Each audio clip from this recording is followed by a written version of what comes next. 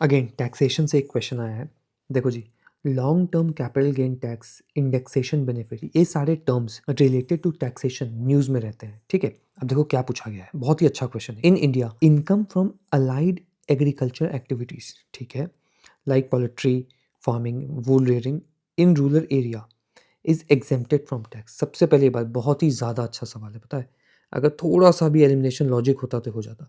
देखो जी, जो agriculture activity है हमारी activity, it is exempted from tax, no tax, but allied activity इस पर टैक्स लगेगा, ये बात ध्यान रखना है। एक और बात, अगर agriculture activity that is allied activity पे टैक्स लगेगा तो टैक्स कौन लेवी करेगा? तो टैक्स स्टेट को जाएगा, सेंटर को नहीं, क्योंकि agriculture is a state subject. ये दो बातें याद रखना, इसमें से घुमा घुमा के पूछा जाए। तो फर्स्ट स्टेटमेंट गलत है, ठीक है, ये गलत।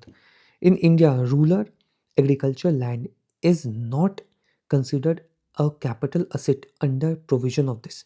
अब रूरल एग्रीकल्चर लैंड के बारे में 4 तरीके की चीज़ें होती हैं, अभी हम देखते हैं नीचे जब PYQ मैपिंग अभी करवाता हूँ।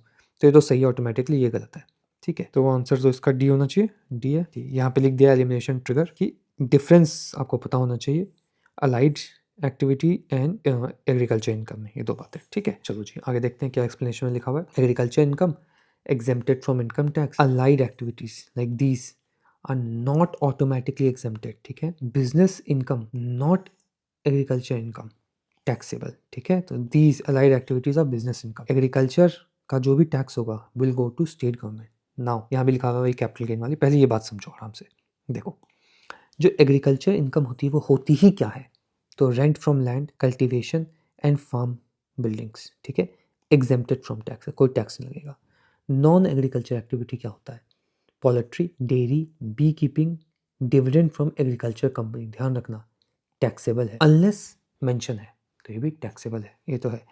अब आ जाओ कैपिटल असेट, तो क्या है? कोई एग्रीकल्चर लैंड है, ठीक है, 100 रुपये का, उसको बेच दिया 150 रुपीज़ में, 50 रुपीज़ का प्रॉफिट हुआ, ठीक है। इस प्रॉफिट पे अभी टैक्स लगेगा, इसको बोलते हैं कैपिटल गेन टैक्स, CGT। ये डायरेक्ट टैक्स वाले लेवी करते हैं, याद रखना, ये हमने पिछले क्वेश्चन में देखा है, डायरेक्ट टैक्स वाले इसको लेवी करेंगे। तो जो कैपिटल गेन टैक्स है फ्रॉम एग्रीकल्चर लैंड एग्जेम्प्टेड है, नहीं लगता है कोई भी कैपिटल गेन टैक्स, ठीक है। अर्बन लैंड में कैपिटल गेन टैक्स लगेगा, तो ये बात बिल्कुल ध्यान रखना, ये सब आता है। यहाँ पे भी मैंने वर्ड्स में भी लिख दिया है जस्ट इन केस डायग्राम समझ में ना आए। Agriculture income exempted, non agriculture income taxable, capital asset agriculture land no capital gain tax, urban agriculture land capital gain tax. तो रूरल एग्रीकल्चर लैंड पे कोई कैपिटल गेन नहीं लगेगा, अर्बन एग्रीकल्चर लैंड पे कैपिटल गेन लगेगा, ठीक है। यहाँ वही बात लिखी हुई है, rural agriculture land specifically excluded from the definition of capital asset, ठीक है। बहुत ध्यान से इसको रीड करने का है, समझने का है, रटने का नहीं।